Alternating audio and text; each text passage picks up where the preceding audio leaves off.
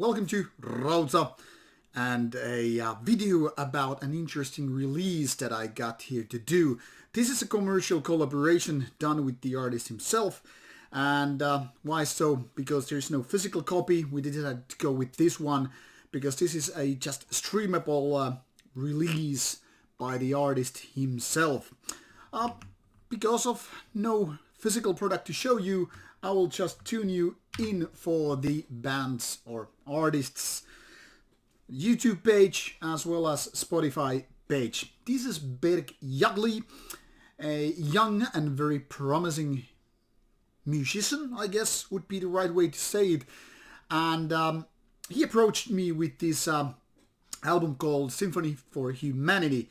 And it's a really interesting thing because what I was expecting at first, I didn't take any preview look at his music, and quick look at the Metal Archives tells you basically nothing. So while I was expecting certain kind of a metal release, I ended up having quite a different release here, which then again proved to be very, very interesting.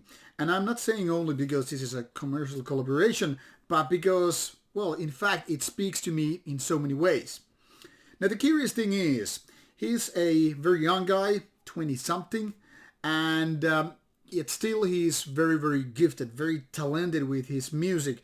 And while this definitely has guitar elements, after all, he's also a guitar player, this is more like a soundtrack music. One could even say musical commentary on current situation all around the world. And yes, this is very much an album of today. That is, in 10 years, maybe more, we will be pondering like, was it really that kind of a era what we were going through?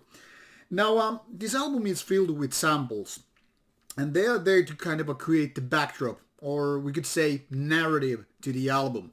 That is, the spoken words by ex-president of United States. You will hear George, I guess, W. Bush talking about freedom and delivering freedom. You will hear Donald Trump, fake news. You will hear Obama, and lots of that kind of narrative is, played on the background, which then again takes effectively the role of vocalist. And it actually works quite nicely. Now there is a lot of piano, there is orchestrated music, quite a lot. So in essence, this reminds me of many soundtrack albums.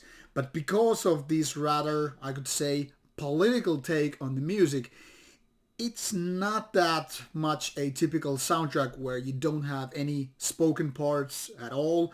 You don't have any vocals. You just have the music, with the orchestrations, piano parts, MIDI synthesizer, etc.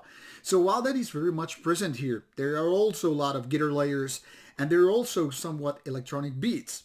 So it's kind of a journey that takes you on these 30 minutes and 10 some, and drives you through this certain kind of a tunnel. You will hear talks about COVID. You will hear George Carlin, the stand-up comedian, talking about obedient workers and all that stuff, which is, then again, the featured video on Berk Yagli's YouTube channel.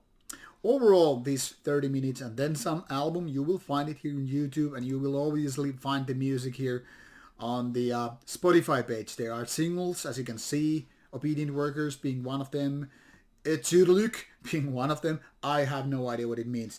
But more importantly, you will have this 2021 release of called Symphony of Humanity, and there are singles that are kind of like quick looks to that.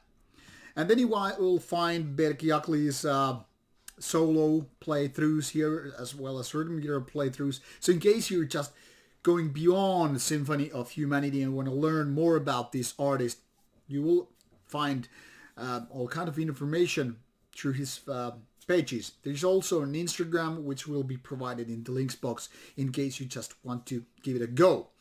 Now, all in all, I must say I find fascinating that artists are doing this kind of uncommercial music.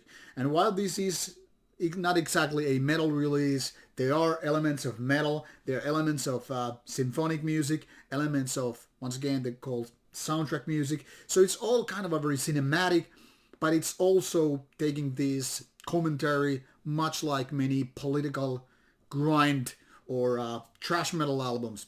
So it's an interesting take. If you're gonna take your musical adventure beyond your typical comfort zone, and that comfort zone might be, black metal or death metal, doesn't matter how extreme it is. If you want to go beyond your territory, go a little bit off-roading, wander into territories you are unfamiliar with, this is the kind of stuff you might be going for, because it's somewhat eye-opening as well. It's very interesting in the terms of being different approach, yet also very skillful, very talented, and nicely executed.